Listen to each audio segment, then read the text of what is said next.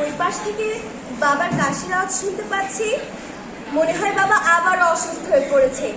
যাই গিয়ে দেখে আসি। বাবা, বাবা, বাবা, তোমার কি হয়েছে? বাবা, তুমি একটু ধৈর্য ধরো। বাবা, বাবার ওষুধও তো শেষ হয়ে গেছে। আমাদের এই ফিলিস্তিনি গাজা শহরে যে অবস্থা, আমি কিভাবে বাবার জন্য ওষুধ আনবো? আমি কিভাবে বাবার জন্য ডাক্তার নিয়ে আসবো? না, আমাকে যেভাবেই হোক আমার জীবনের শেষ রক্তবিন্দু দিয়ে আমি আমার বাবাকে রক্ষা করব। আমাকে যেতেই হবে। বাবা, তুমি একটু ধৈর্য ধরো, আমি তোমার জন্য ডাক্তার আর ওষুধ নিয়ে আসছি। বাবা, একটু ধৈর্য ধরো। যাই, ডাক্তার বাবুর কাছে যাই। ডাক্তার বাবু, আপনার দুটো পায়ে ধরি। ডাক্তার বাবু, আপনি আমাদের পাশে একটু চলুন। আপনি যদি আজ না যান, আমার বাবাকে আমি বাঁচাতে পারবো না। ডাক্তার বাবু, চলুন। ডাক্তার বাবু, আপনি যাবেন না? আরে আপনার বাসায়ও তো একজন বাবা আছে।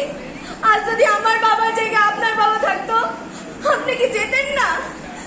চলুন ডাক্তার বাবু। আচ্ছা, আপনার যাওয়া লাগবে না।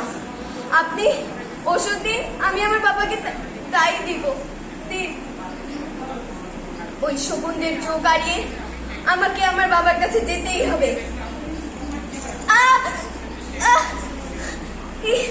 এই শেষ রাস্তায় এসে আমাকে গুলি খেতে হলো।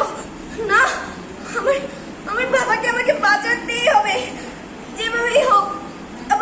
আমার বাবার কাছ পর্যন্ত আমাকে পৌঁছাতেই হবে। বাবা, বাবা, এই নাও, এই ওষুধটা খেয়ে নাও। বাবা, তুমি ভালো থেকো। বাবা, তুমি সুস্থ থেকো।